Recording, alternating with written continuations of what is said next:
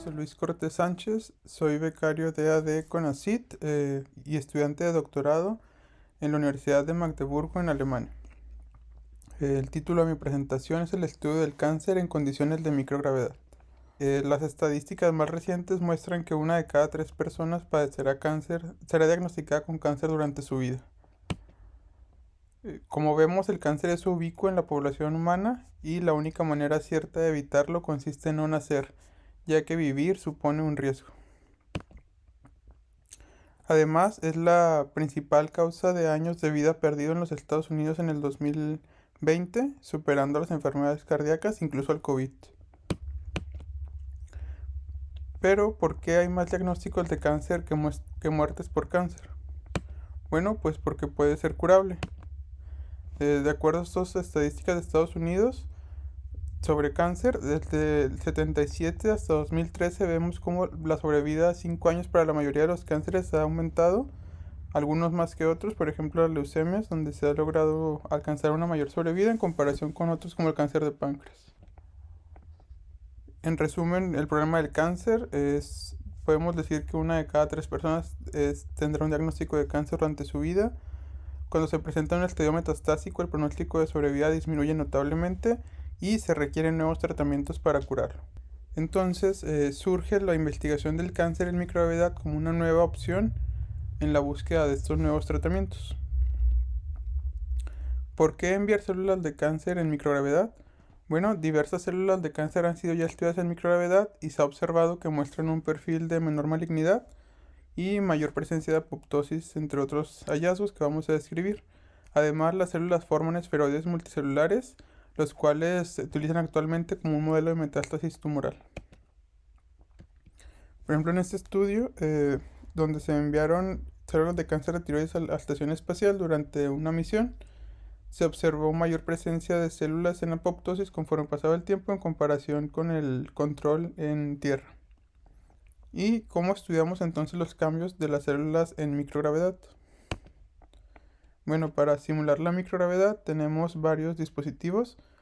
Podemos utilizar la microgravedad real, la cual se consigue por vuelos parabólicos, torres de caída libre como la que se encuentra en Bremen, y los sounding rockets que vamos a ver más a detalle, y por supuesto la Estación Espacial Internacional. También podemos utilizar la microgravedad simulada por medio de clinostats y la Random Positioning Machine. Entonces, los objetivos de este trabajo es entender el proceso por el cual las células muestran menos malignas luego de su estancia en microgravedad. Una vez entendido este proceso, podríamos buscar replicarlo utilizando fármacos, y el estudio del cáncer en microgravedad permite descubrir debilidades presentes en la célula tumoral. Se observa que las células CD133 negativas, positivas o las normales son menos sensibles al quimioterapéutico en comparación con las células que estuvieron expuestas a la microgravedad. Más del doble aumentó su sensibilidad al quimioterapéutico. Además, en microgravedad, las células forman diferentes estructuras a las que estamos acostumbrados. Por ejemplo, en un cultivo normal, las células crecen en un cultivo 2D, solo en una capa o incluso capas que se superponen, y hay una exposición uniforme a oxígeno y nutrientes. En cambio, en microgravedad o en microgravedad simulada, las células empiezan a formar estructuras tridimensionales, como aquí células de cáncer de mama, donde incluso forman estos lúmenes en sus esferoides que se observaron luego de exponerlas por 10 días a la Random Positioning Machine. Se ha logrado exponer a varios tipos de cáncer a microgravedad con resultados similares, y en este caso células de cáncer de próstata que también se vio que empezaron a formar estos esferoides multicelulares. Además, lo que mencionábamos, se induce apoptosis en las células cuando están expuestas a microgravedad. Por ejemplo, aquí al comparar las células en tierra contra las de la Random Positioning Machine, vemos que hay mayor presencia de apoptosis de manera significativa en comparación con el 1G. Simulada es además un método muy útil para obtener modelos 3D de tejidos. Son muy importantes en la actualidad, ya que un modelo de células en 2 dimensiones no es muy fiable a la hora de probar nuevos fármacos contra el cáncer. En cambio, la estructura tridimensional representa de mejor manera una metástasis. ya que estos esferoides logran tener ciertas características propias del tejido tumoral, como un núcleo hipóxico, el aumento en las interacciones célula-célula, y esto recapitula de mejor manera un ambiente microtumoral. Utilizados para estudiar las células en microgravedad son los vuelos parabólicos. En estos, los experimentos se realizan a bordo de un avión, el cual va realizando parábolas que inducen ciertas fases de hipergravedad por 20 segundos y la que más nos interesa es esta fase de microgravedad de 20 segundos también. Después se tiene otra fase de hipergravedad, una fase 1G y así sucesivamente, hasta alcanzar aproximadamente 20 o 30 parábolas. Pero como estos vuelos son bastante costosos y se requiere mayor tecnología, primero los experimentos son realizados en dispositivos de microgravedad simulada. Para eso tenemos, por ejemplo, los clinostat. En esto la muestra es rotada constantemente y así no se permite la sedimentación de la muestra. En este caso de las células, y de esta manera logramos simular la microgravedad. Otro nivel de complejidad en los clinostat es la Random Positioning Machine, la cual logra girar en 3 ejes y de esta manera logra que el vector de la gravedad sea aleatorio al promediarlo durante el tiempo.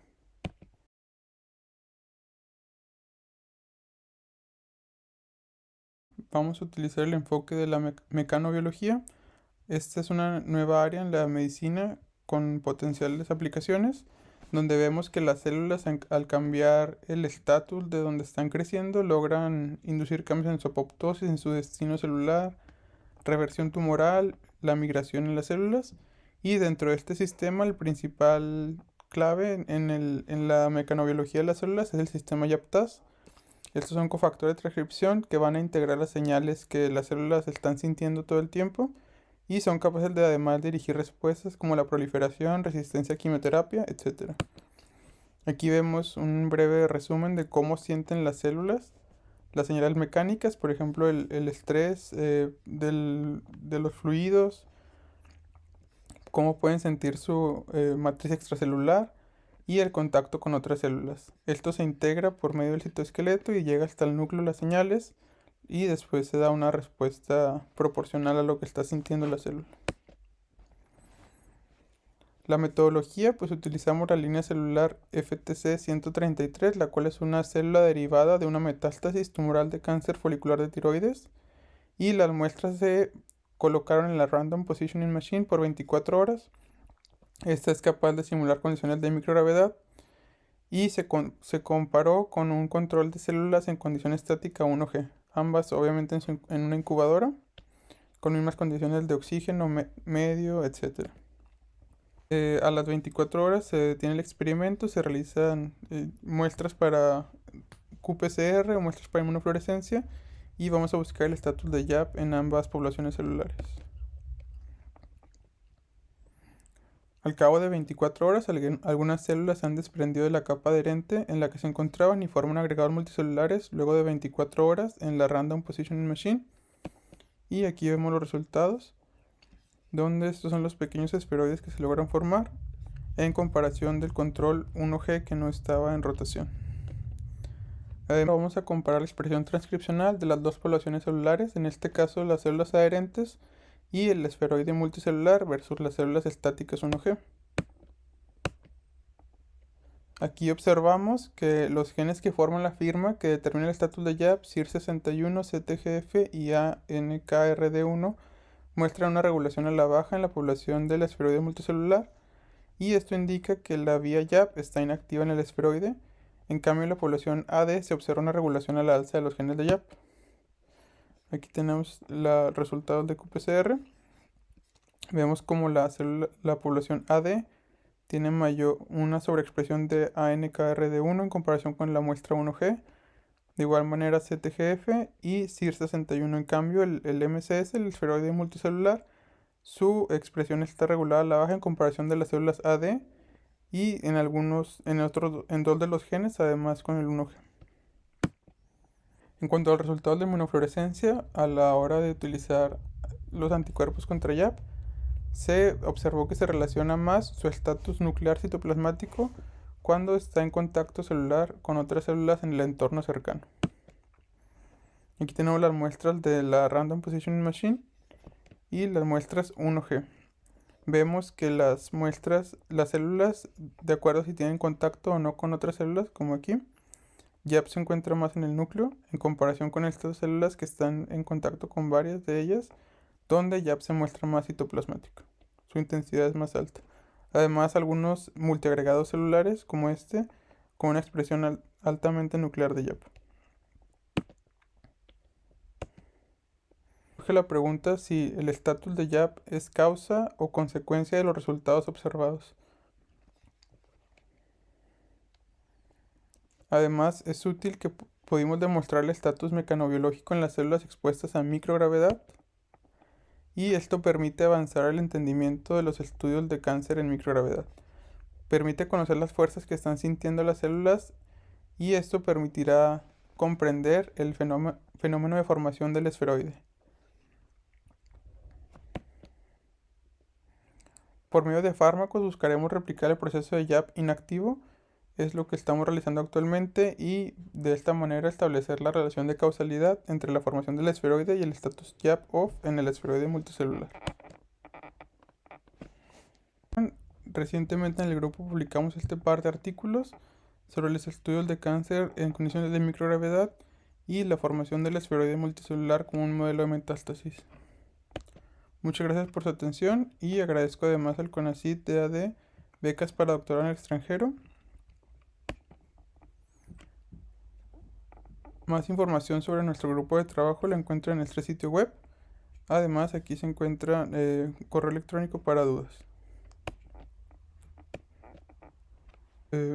Otro de los proyectos del grupo recientemente ha sido seleccionado para participar en el próximo vuelo parabólico del DLR, donde vamos a estudiar los cambios de la microgravedad en las células de cáncer de próstata, en este caso de microgravedad real, por tratarse de un vuelo parabólico, y pronto esperamos poder compartir el resultado de este interesante proyecto.